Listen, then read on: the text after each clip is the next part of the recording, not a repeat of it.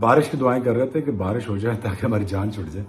ऐसी जान नहीं छूटती है। ह्यूमिलेटिंग लॉस इसे कहा जा सकता है। पाकिस्तान ने इस 128 रन पे ऑल आउट। बड़ा बैट्समैन अगर बड़े मैच में ही नाकाम है तो फिर वो बड़ा बैट्समैन बाबर आजम जो मैं आके बात की तो थोड़ा घबराए हुए हिले हुए लग रहे थे ना कि यार घबराए हुए नहीं थे, नहीं गड़बड़ाए हुए थे, छटपटाए हुए थे। हाँ, कल जिस तरह उन्होंने आपका एक वेपन जो हमारे स्ट्रॉन्ग पॉइंट था हमारा, कौन है वो? शाहीन शाह अफरीदी।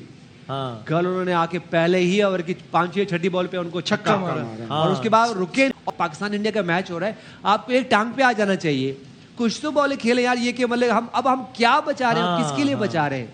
जब आपकी प्राइड खत्म हो जाए तो आप क्या बचा सकते हो? इनिंग्स शानदार थी इसलिए कि पिच मुश्किल थी, हमने बॉलिंग ही ठीक नहीं की, पता ही नहीं चलने दिया उन्होंने कि पिच कितनी ज़्यादा उसमें जान है, कितनी उसमें डिफिकल्टी कोशेंट है। वो तो जब पाकिस्तान ने बैटिंग की तो लग पता गया कि एक तो मुझे लगता है जैसे कि खौफजदा भी हैं थोड़ा बहुत विराट कोहली से जी। एक जेन पे चढ़ाया हुआ उनका जो एक होता है ना जिसको कहते हैं फिनोमिना कि वो सेट हो गए, अब तो बस वही कुछ करेंगे जो करेंगे।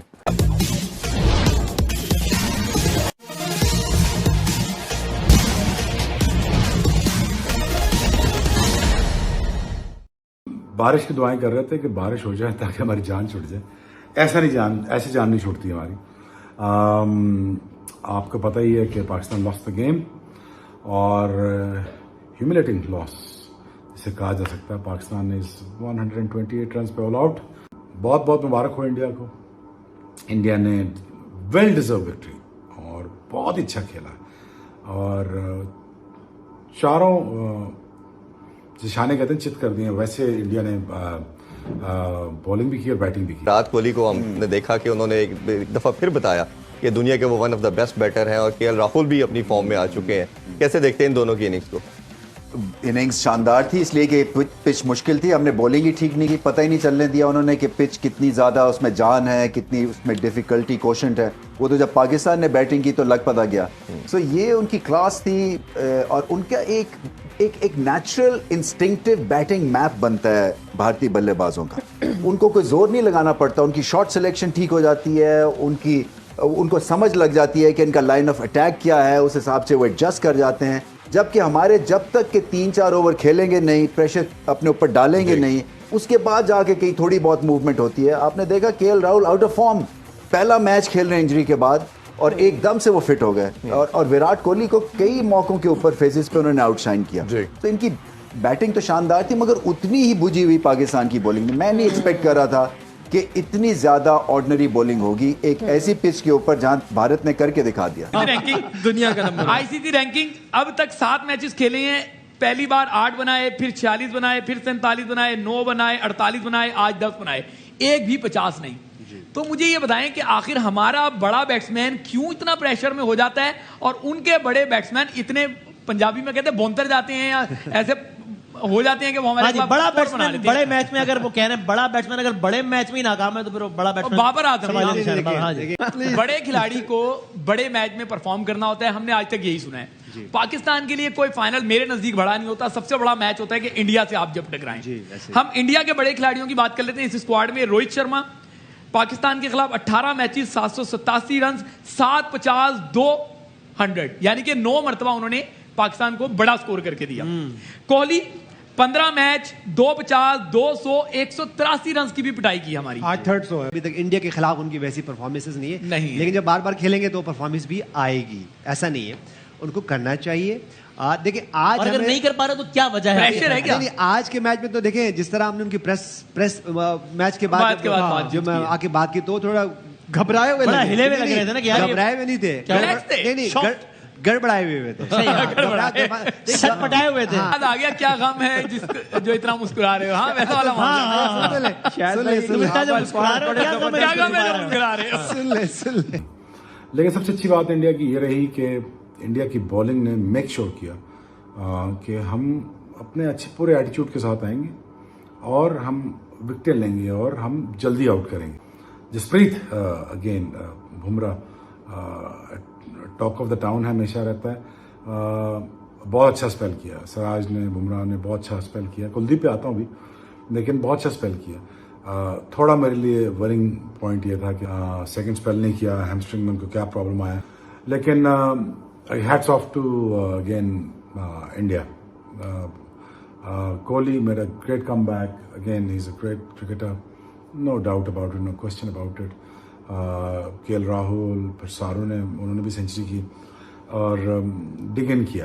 क्यों, जब बच्चों को सीखना चाहिए कि जब विराट कोहली रन्स करता तो फिर वो लंबी बारी खेलते हैं, लंबी बारी। अगर इनके पास ज़्यादा ओवर होते और भी लंबा जाते, 150 खेलते। इंडिया के पास ये स्ट्रेंथ है कि वो पेयर्स में आके, 6 पेयर्स में आके वो कहीं भी रन्स कर सकते हैं।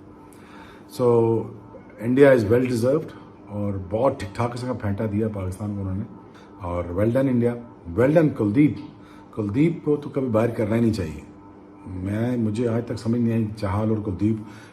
मान लिया कि उनके 25-27 ओवर पाकिस्तान के हो चुके हुए थे जब आज बॉलिंग की, बॉल थोड़ा पुराना हो गया था, मगर चेंज ऑफ पेस नजर नहीं आया, लेंथ बॉलिंग नजर नहीं आई, कोई फील्ड प्लेसिंग उस हिसाब से नजर नहीं आया सिचुएशन को। क्योंकि एक तो मुझे लगता है जैसे कि खौफजदा भी है थोड़ा बहुत विराट कोहली से जी। एक जेन पे चढ़ाया हुआ उनका जो एक होता है ना, जिसको कहते हैं फिनोमिना, कि वो सेट हो गए, अब तो बस वही कुछ करेंगे जो करेंगे।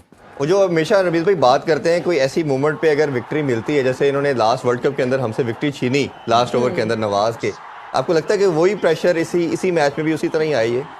वो क्लोज तो आने नहीं दिया। आई थिंक वो कहीं आगे निकल गए इस मैच में हमसे, और हम इस साइकोलॉजिकल मैसिव डेंट है ये। इसलिए कि हम सोच रहे थे हमारी टीम अच्छी है, और जो कि अच्छी है, ठीक है, बुरा दिन हो सकता है आपका, ग्रांटेड, मगर कोई प्लान नजर आना चाहिए। जैसे मैंने कहा कि क्लोज मैच होना चाहिए था, फाइट करके आप हार जाते, किसी को कोई प्रॉब्लम नहीं था, आप 20 रन से हार जाते, कोई मसला नहीं था। मगर इतना वास्ट डिफरेंस बैटिंग, बॉलिंग और फील्डिंग में देखा, वो ऐसा लग रहा था जैसे कि कोई यूनिवर्सिटी की टीम कोई केजी की टीम से खेल रही है, इतना फर्क था। हमारे बैटर के तो बॉल ही नहीं टच हो रही थी बैट से। कि जब आपने 4 आउट किए हुए थे सर, कितने 60 कुछ पे 4 आउट, 66 पे 4, ठीक है, और वहां से आपने जाने दिया match. That was the point, that was the point. आपका डर खत्म हुआ, आपका डर। और किसने खत्म किया? आपने ईशान किशन की बैटिंग देखी थी उस मैच में, वो खड़े खड़े छक्के मार रहे हैं आपको। तो वहां से वो जो एक आपकी जो दाग थी ना, 4 आउट कर दिए, और हम यहीं पे बैठे हुए थे कि यार ये विराट कोहली कैसे खेल रहे। देखिए, लर्न बहुत क्विकली करना है, क्योंकि टाइम नहीं है। इंटरनेशनल क्रिकेट में ना आप एक्सपोज 2 मिनट में होते हैं। तो वहां से हमने लर्न नहीं किया, और जिस तरह उन दोनों बैटर्स ने बैटिंग की हमारे खिलाफ, एक यंग प्लेयर जो कि फर्स्ट टाइम खेल रहा था, और उस कंडीशन में जहां बॉलिंग बहुत मुश्किल हो रही थी, और कंडीशन भी जो पिच की थी, जो वेदर था, बहुत मुश्किल था उनके लिए। लेकिन जब वहां से 250 रन आप करवा देते हो, तो उसका फिर फायदा क्या होता है कि नेक्स्ट मैच में आके वो कहते हैं जब ये एक हमारा यंग प्लेयर इस तरह खेल सकता है, सही है, तो हम क्यों नहीं खेल सकते इस तरह। और उन्होंने हमें दिखाया कल, जिस तरह उन्होंने आपका एक वेपन, जो हमारे स्ट्रॉन्ग पॉइंट था हमारा, कौन है वो? शाहीन शाह अफरीदी। कल उन्होंने आके पहले ही ओवर की 5 या 6 बॉल पे उनको छक्का मारा, और उसके बाद रुके, और हम नहीं लर्न कर रहे हैं। आज मैं फिर कह रहा हूं कि यार हम फिर लर्न नहीं कर रहे। आज आपके बैटर कुछ भी हो यार, पाकिस्तान इंडिया का मैच हो रहा है, आपको एक टांग पे आ जाना चाहिए, कुछ तो बॉलें खेले यार। ये कि मतलब हम क्या बचा रहे हैं, किसके लिए बचा रहे हैं? जब आपकी प्राइड खत्म हो जाए तो आप क्या बचा सकते हो? आप अगर हमसे जुड़ा रहना चाहते हैं तो कृपया मेरे चैनल को सब्सक्राइब करें तथा बेल आइकन भी दबा दें, ताकि नई वीडियो की जानकारी तुरंत आप तक पहुंच जाए। धन्यवाद। जय हिंद।